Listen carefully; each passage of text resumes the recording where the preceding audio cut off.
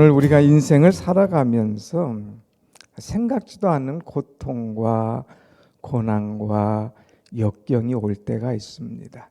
이럴 때 우리가 어떻게 이 문제를 풀어갈 것인가 하는 것이 오늘 본문에 담겨 있습니다. 참, 이 다윗은 살아가면서 생각지도 않은 고난과 문제가 많았어요. 그것을 우리의 것과 비교해서는 안 돼요. 우리는 그것과 비교하면 아주 만분의 일, 거의 비교할 수 없는 정도로 엄청난 큰 고난과 역경. 사면초가라고 하는 말이 있잖아요. 여기도 막히고 뒤도 막히고 위에도 막히고 막 다 막혀 있는 것을 사면초가라고 하는데, 이 다윗은 모든 것이 막혀 있었어요. 얼마나 막혀 있는가 한번 보십시다. 오늘 성경 보면 4절에 한번 볼까요? 4절 뭐라고 그랬는가? 그들이 나를 위하여 비밀이 친 그물에서 빼내소서. 악한 자들이 나를 잡으려고 그물을 탁 비밀로 쳐놨어요. 마치 사냥꾼이 새를 잡으려고 올무를 탁 놓은 것처럼 그 올무에 딱 걸리기만 하면, 그 발이 들어가기만 하면 빠져나오질 못하는 거예요. 나를 잡으려고 비밀이 이제 친 그물, 주여 내가 지금 이런 상태에 놓였나이다 하는 거예요.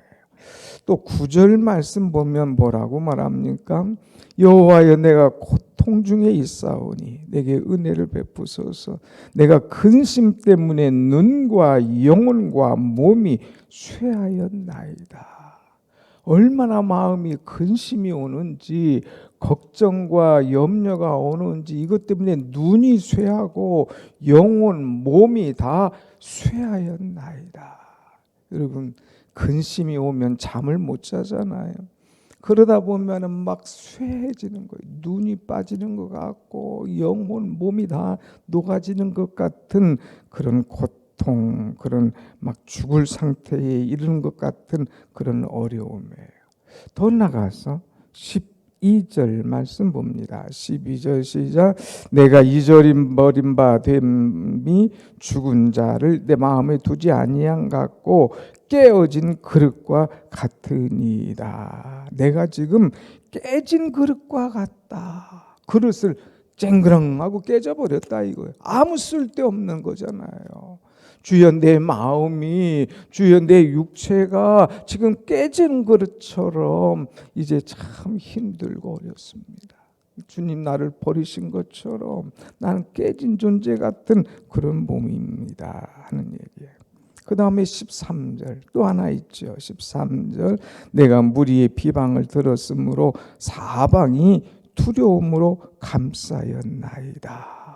막 사람이 막 두려움으로 막 몰려오는 거예요. 사람들이 이 말하고 저 말하는 것 같으니까 어쩔 줄 몰라서 막 두려움이 내게 쫙 엄습해 오는 거예요. 이럴 때 여러분 어떻게 하겠습니까? 사면초가와 같은 이런 문제들이, 이런 일들이 내가 죽은 것 같고 깨진 그릇 같고 이런 어려움이 내게 엄습해 올 때에 어떡할 거냐 이거예요. 그런데 다윗은 그것을 풀어가는 방법이 한 가지예요. 여러분 한번 14절 말씀 봅니다. 14절 다 같이 시작.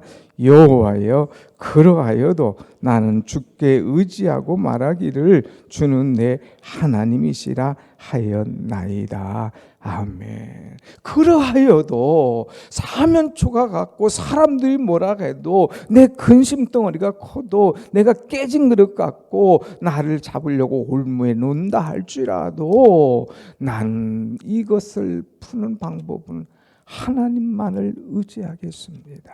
하나님만 의지하겠습니다.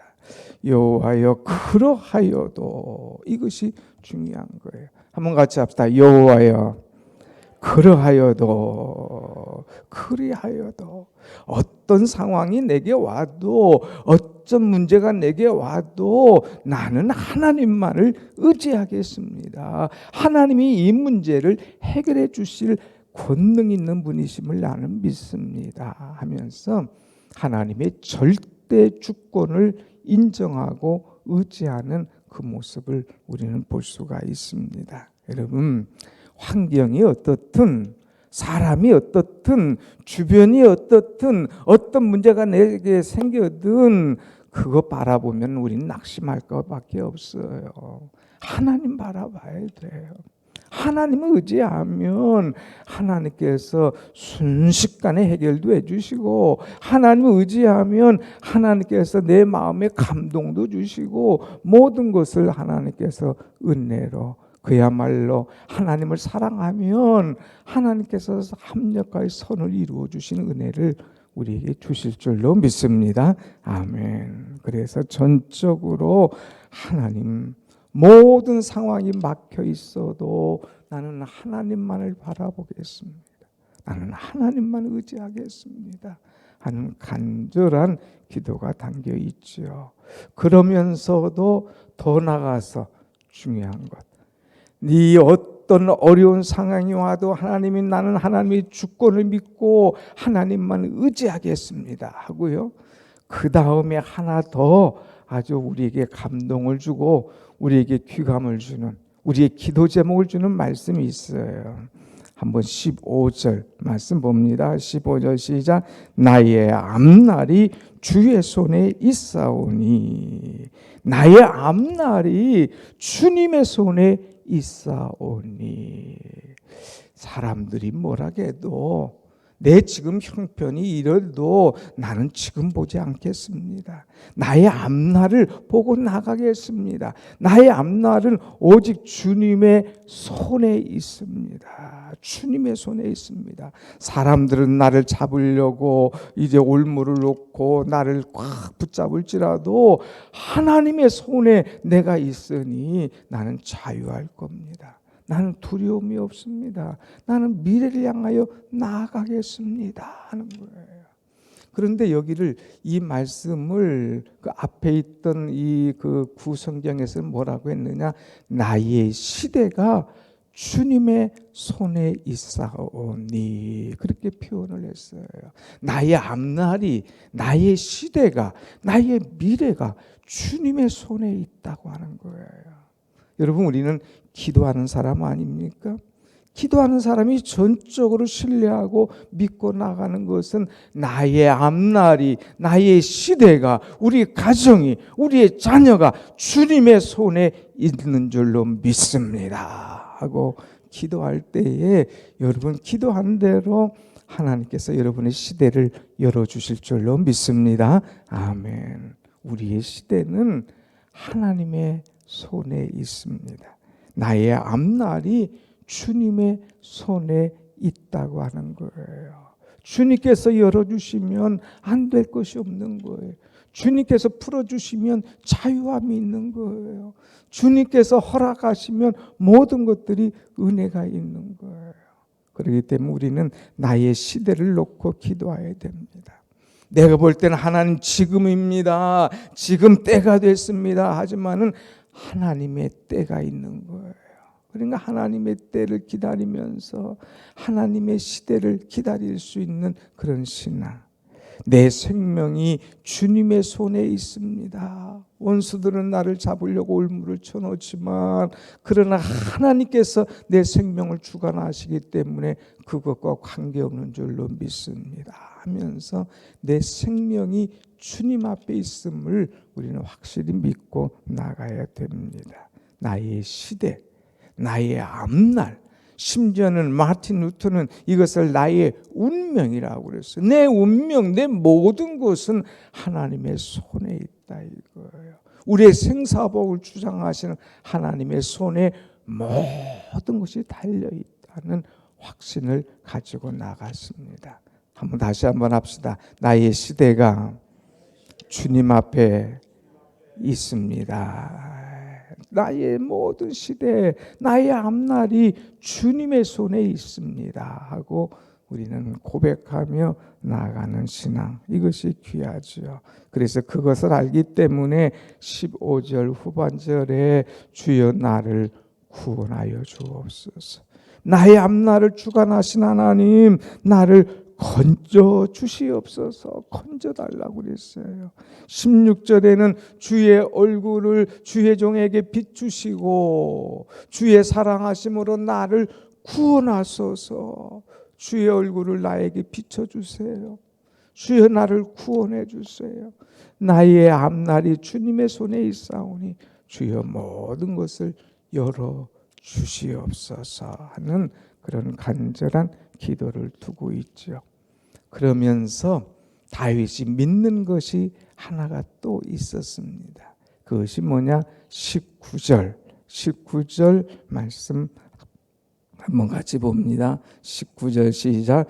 주를 두려워하는 자를 위하여 쌓아두신 은혜, 곧 주께 피하는 자를 위하여 인생 앞에 베푸신 은혜가 어찌 그리 큰지요. 얼마나 큰가 하는 것을 느꼈어요. 뭐가? 하나님의 은혜가. 어떤 은혜? 쌓아두신 은혜. 주를 두려워하는 자를 위하여 쌓아두신 은혜가 어찌 그리 큰지요.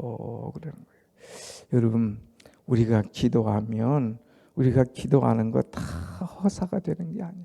그냥 땅에 다 떨어지는 게 아니에요. 그것이 쌓아진다. 하늘 창고에 하나님 앞에 이 우리가 기도하면 천사가 기도하는 것들을 금양루에 담아서 하늘에 가져가는 거예요. 하나님께서 우리에게 은혜 베푸실 것을 다 준비하고 계셔요. 쌓아두시는 은혜. 나를 위하여, 주를 두려워하는 자를 위하여 쌓아두시는 은혜. 그런데 왜 주를 두려워한다고 표현했을까? 하나님을 제일 잘 믿는 사람. 하나님 나를 사랑하시지. 그런데 내가 이렇게 하면 하나님께서 기뻐하지 아니하시지. 내가 이렇게 하면 하나님께서 마음 상하시겠지. 그래서 하나님을 두려워하는 거예요. 그래서 하나님을 두려워하고 하나님 앞에 올바로 살려고 하는 사람들, 그런 사람들을 위하여서 쌓아두신 은혜가 있다는 거예요. 오늘 여러분, 주를 두려워하고 믿음으로 살려고 애쓰는 여러분들에게 하나님께서 쌓아두신 은혜를 베풀어 주실 줄로 믿습니다. 아멘. 또 여러분의 자녀를 위하여 이제 여러분들이 뭘 굳이 주려고 뭐를 하려고 애 안 써도 돼요. 여러분, 내가 준다고 해서 얼마나 주겠습니까? 그러나 기도를 쌓는 거예요. 하나님 앞에 내 자녀를 위하여, 내 남편을 위하여, 우리 교회를 위하여 기도하면 이것이 쌓여지는 거예요. 나는 때가 되면 그것을 빼먹기만 하면 되는 거예요. 아니, 빼먹으려고 아니해도 하나님께서 막 때마다 일마다 책임져 주시고 은혜 주시는 것을 깨닫게 되는 거예요. 한번 보세요. 기도하는 사람이 무너진 사람이 어디 있나. 여러분, 자식들을 위하여 가장 귀한 것이 하나님 앞에 기도하고 간구하면 하나님께서 그 기도와 간구를 받으시고 쌓아두신 은혜를 필요할 때마다 베풀어 주시는 줄로 믿습니다. 아멘. 쌓아두신 은혜. 그래서 기도를 쌓아요. 기도를 쌓으세요. 여러분 심령을 위해서, 가정을 위해서, 또 여러분 자녀를 위해서, 목장을 위해서, 교회를 위하여 기도를 쌓아요.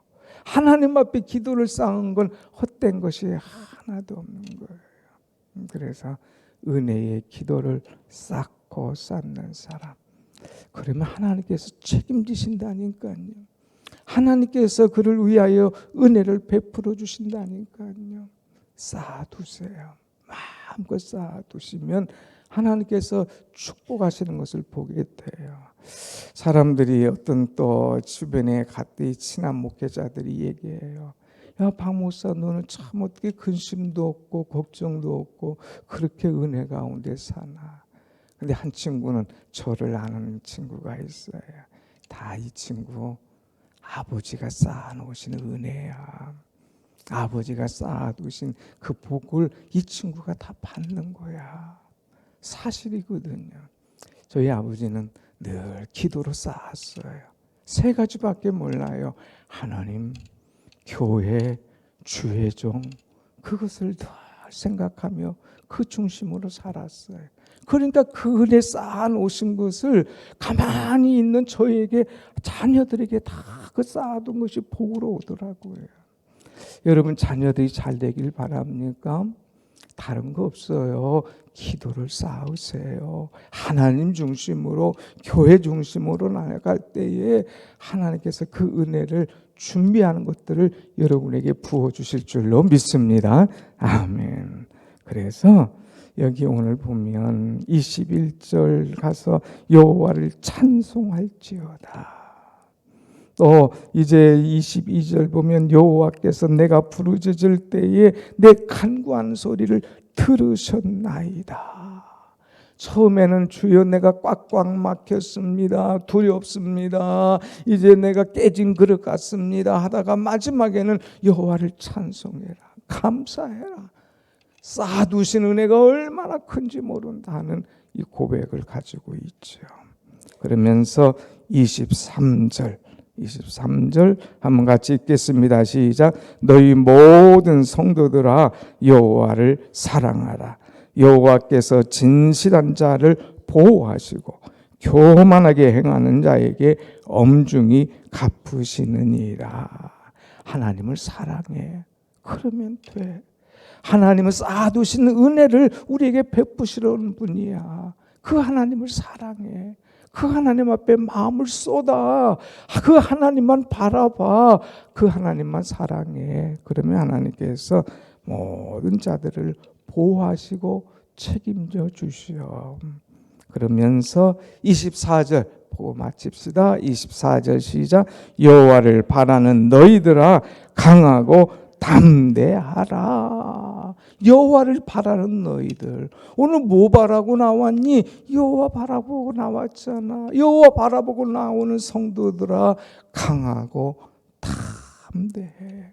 사람 때문에 시험 들지 말고, 사람 의지하지 말고, 환경 바라보지 말고, 주변 때문에 흔들리지 말고, 여호와를 바라고 강하고 담대하라고 오늘 말씀하고 있습니다. 여호수아에게도 강하고 담대하라고 그랬잖아요.